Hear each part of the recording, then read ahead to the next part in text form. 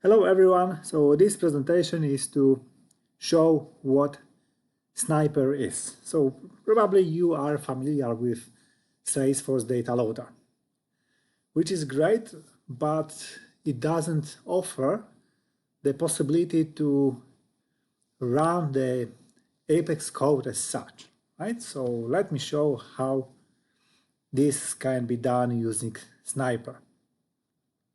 So in first window, in first tab, you need to provide the login credentials, including security token.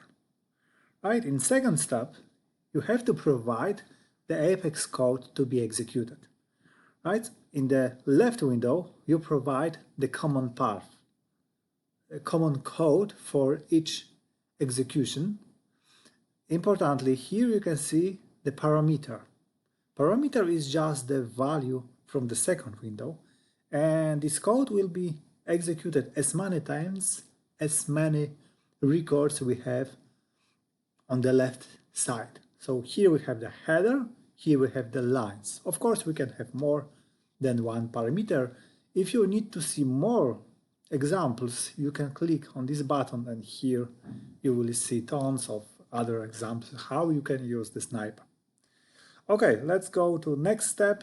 Here, in the last step, we can provide how many parallel processes do we want, plus what is the working folder where the files, the logs will be stored.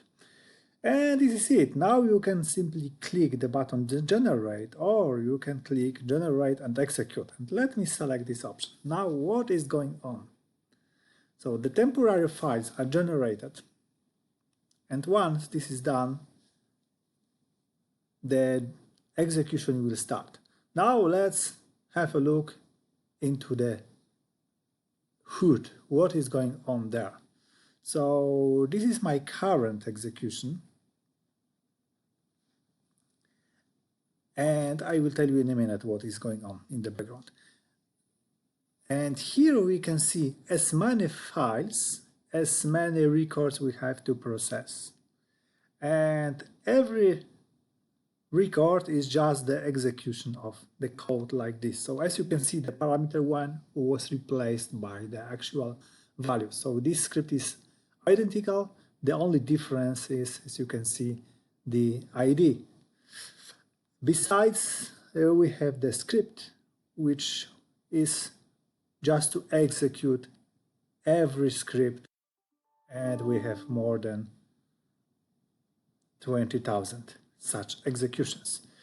While the execution is in the fly, ongoing, we can see the log. So every execution generates 2 lines.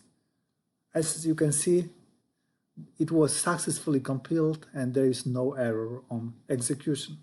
And you can track your execution here in this window. Once this is done, the window is to be closed.